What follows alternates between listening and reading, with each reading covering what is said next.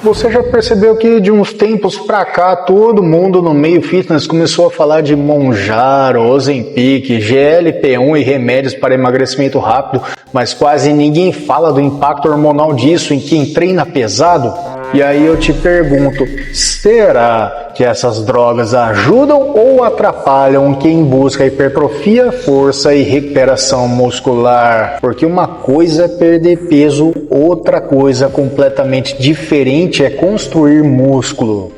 E hoje eu vou te explicar com base na ciência como compostos como Mounjaro interagem com hormônios como insulina, IGF-1, testosterona, cortisol e até com teu metabolismo de um jeito que todo praticante de musculação precisa entender antes de cair em modinha. Mas antes de mais nada, deixa eu me apresentar. Eu sou o personal Fábio Vilas Boas, bem-vindos a mais um vídeo no meu canal. Antes da gente partir para o conteúdo, esmaga o botão de se inscrever no canal, deixa o like, ativa o sininho das notificações, se a opção hypar aparecer para você, não esquece, porque isso me ajuda pra caramba também. E para começar, a gente precisa entender o que o Mounjaro faz no corpo de verdade, não no marketing, mas na fisiologia.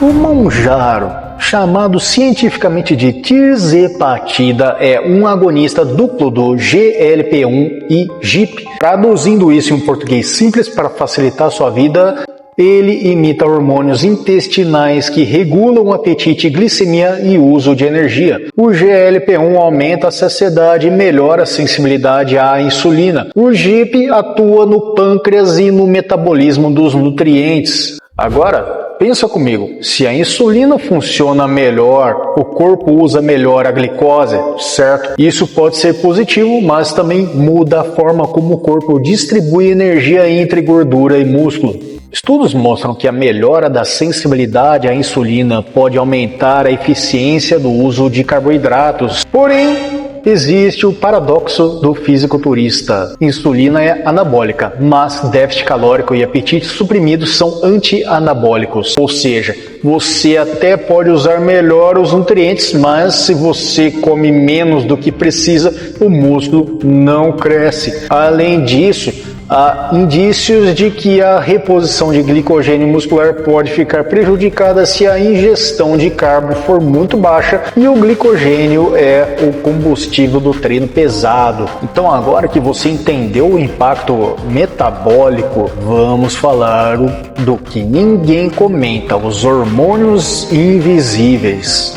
Quando falamos em hipertrofia, não é só treino pesado e dieta, é ambiente hormonal. Vamos aos principais deles. Começar pelo GH e o IGF-1. O GH, que é o hormônio do crescimento, e o IGF-1, que é o fator de crescimento semelhante à insulina, são fundamentais para a recuperação muscular. Há estudos sugerindo que déficits energéticos prolongados reduzem o IGF-1. Ou seja, se o remédio tira sua fome e você entra num déficit crônico, o corpo entra em modo economia. Vamos falar agora da testosterona. Então, déficit calórico prolongado pode reduzir testosterona, principalmente em homens ativos. Saiba que mais déficit igual menos sinalização anabólica. Tem o cortisol também. Se você treina pesado, dorme mal e come pouco, o cortisol sobe. Então saiba, cortisol alto é igual ambiente catabólico. Não podemos esquecer da tireoide. A tireoide regula o metabolismo. Dietas muito restritas reduzem T3, o hormônio ativo da tireoide. Resultado, menos energia, mais fadiga e recuperação ruim. Por falar na tireoide, assiste o vídeo até o final, porque lá eu deixei o vídeo onde eu falo da tireoide para te ajudar a entender melhor isso. Agora vamos para a parte prática, como isso impacta treino e nutrição na vida real. Se o corpo entra em déficit, você perde peso, mas pode perder seus músculos também, eu explico. Meta-análises mostram que proteínas altas preservam seus músculos, mas sem energia suficiente, nem proteína salva tudo.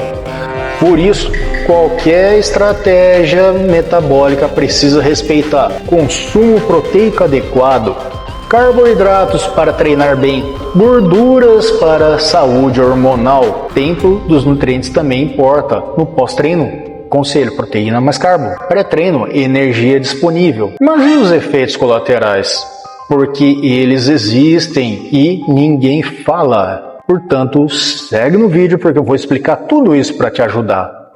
Sim, os riscos existem e os mais comuns são náusea, vômito, diarreia, falta de apetite extrema. Agora imagina isso em quem precisa comer 3.000 calorias para crescer. Outro risco é hipoglicemia em treinos longos se a pessoa não se alimenta direito.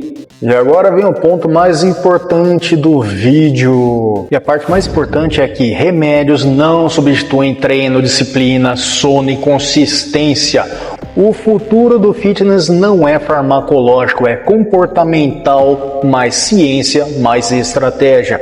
Então, quem busca atalhos perde o processo e muitas vezes perde a saúde no meio do caminho. Então hoje você entendeu que o Mounjaro impacta sim o sistema hormonal e que para quem busca hipertrofia isso precisa ser analisado com muito cuidado.